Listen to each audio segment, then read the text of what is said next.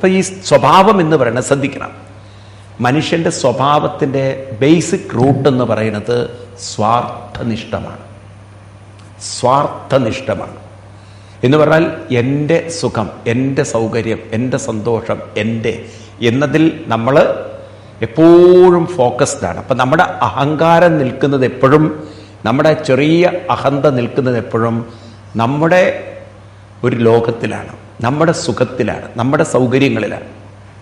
നമ്മൾ പറയും നമുക്കത് അത്ര ഇല്ല, പക്ഷേ നമ്മളെ അമിതമായി ഡിസ്റ്റേബ് ചെയ്ത് കഴിഞ്ഞാൽ അത് നമ്മുടെ സുഖത്തിനെ ഡിസ്റ്റേർബ് ചെയ്യുമ്പോൾ, സുഖമായിരിപ്പിനെ ഡിസ്റ്റേർബ് ചെയ്യുമ്പോൾ നമ്മൾ വളരെ മെൻ്റലി ഡിസ്റ്റേർബ്ഡായി.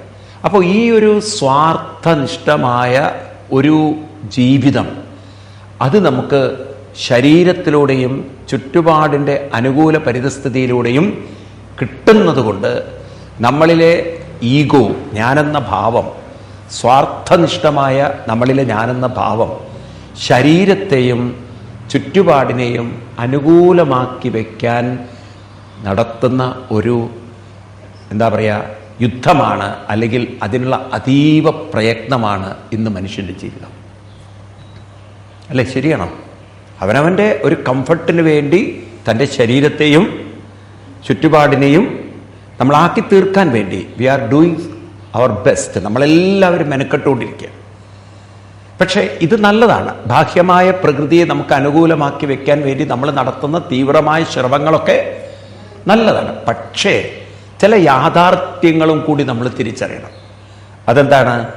ഈ ബാഹ്യപ്രകൃതി ഒരിക്കലും ആരുടെയും നിയന്ത്രണത്തിലല്ല, ആരുടെ സ്വഭാവവും മറ്റൊരാളുടെ നിയന്ത്രണത്തിലല്ല.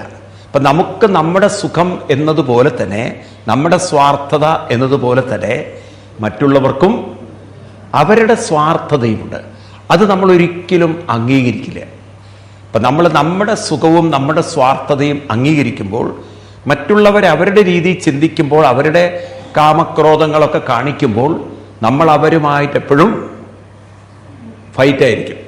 അതുകൊണ്ടാണ് നിങ്ങൾക്കൊരു വശത്ത് മക്കളും പേരക്കുട്ടികളും ഒക്കെ വേണം താനും, ഒരെണ്ണം നിങ്ങളുടെ ജീവിതത്തിൽ ഇടപെടാൻ പാടില്ല. നിങ്ങളെ അഴിച്ചു വിടുകയും വേണം.